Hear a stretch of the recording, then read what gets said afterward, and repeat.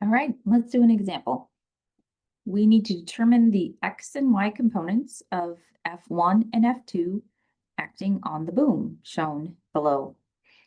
We should express each of them in Cartesian vector. All right, so let's start by drawing a diagram. We're just going to work with F1 first.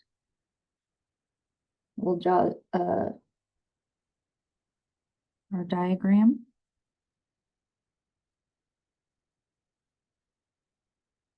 Of our axes, we have x and y. And F1 is acting in this direction at 200 newtons. All right.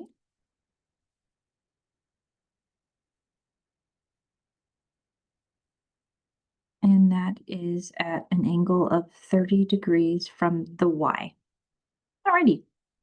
So really what we're looking at is we need to find the x component, which is here, F1x. Let's make those in different colors.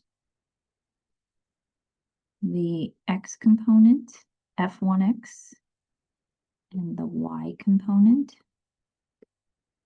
F1y, which can also be drawn here. We can put the F1x here so that we have our right triangle shown here.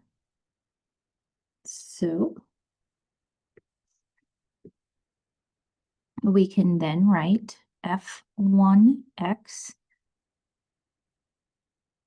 Let's start from the different angle from that. Using the rules that we've already talked about, how do we write this out? We'll use, so we have this angle here and we're trying to find F1x. So that's this one here. And that means it's the opposite of this angle. So the one that we use the opposite with would be sine. So the sine of our angle, which is 30 degrees, is equal to our opposite, which is F1x, over our hypotenuse, which is F1.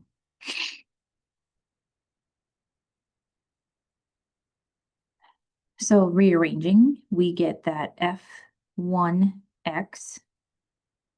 Oh, and we also need to make sure there's a negative here because it is going in to the left. It's pointing to the left, so it's in the negative direction. So F1x is going to be equal to F1 sine, negative F1 sine of 30 degrees. We can put in our value here, negative 200 newtons sine of 30 degrees. So F1x is equal to negative 100 newtons. All righty. Now looking at Fy, we are going to use the adjacent to the angle, this angle here. So that would mean we need to use the adjacent and hypotenuse. So we're going to use cosine. Cosine of 30 degrees is equal to the adjacent, which would be F1y, over my hypotenuse, which is F1.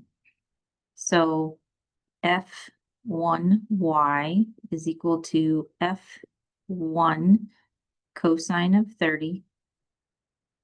Putting in my F1, 200 newtons times cosine of 30.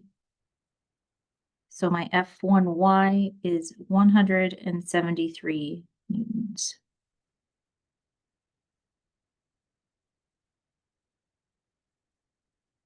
All right, so we've found the x and y components of F1.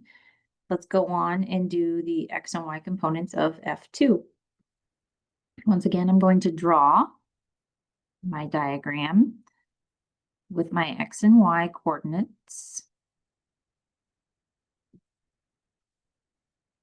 And my F2 coming out here, F2. equals 260 newtons. But this time I've defined my angle differently. I've been given the sides of the equilateral triangle here, so I can use these ratios in my calculations instead. So I am going to do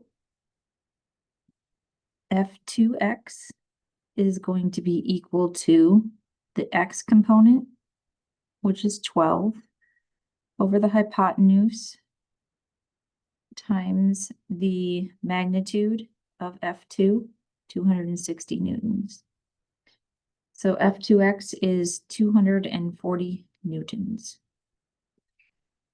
And then my F2y is the y component, 5, over the hypotenuse times the magnitude, 260 newtons, which is equal to 100 newtons. And this is negative. It's pointing down in this direction. So now I have found the x and y of F2.